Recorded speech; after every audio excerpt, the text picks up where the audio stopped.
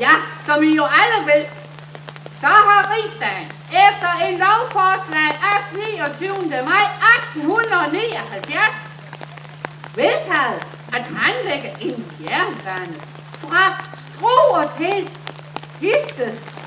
Jernbanearbejderne, der nærmer sig Sjøring. Nu bliver vi nok spændende, når vi skal møde dem.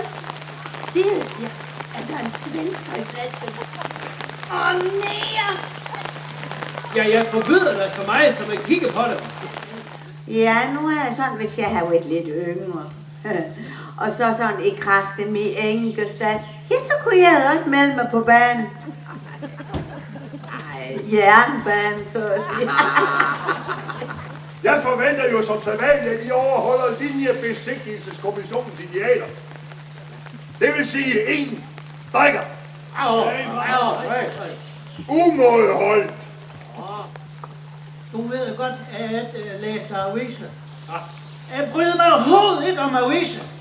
Det skulle ikke være, fordi du har lært det. Jamen for fanden.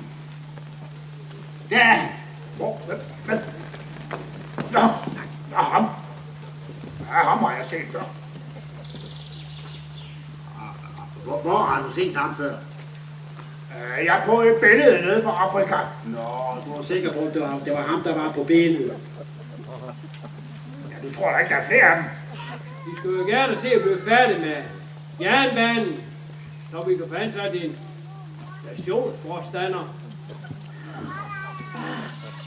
Tænker du da på andet end den stationsforstander? Kasket! Jo, hvad skulle du helst tænke på? Så valgte vi at lægge en station ude i ingenting. Og det kaldte vi så for Hurup. Jeg har aldrig nogensinde set så smukke kvinder før. Ja, og med så store nød... Det er godt med jer! Fødder. En fru over Oddesund. Ja, hvem ved?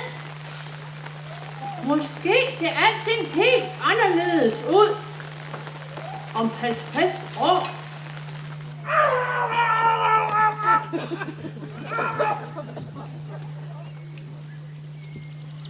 Mange hjertelige hilsner til de kære... Kronprinsen længe leve! Hurra!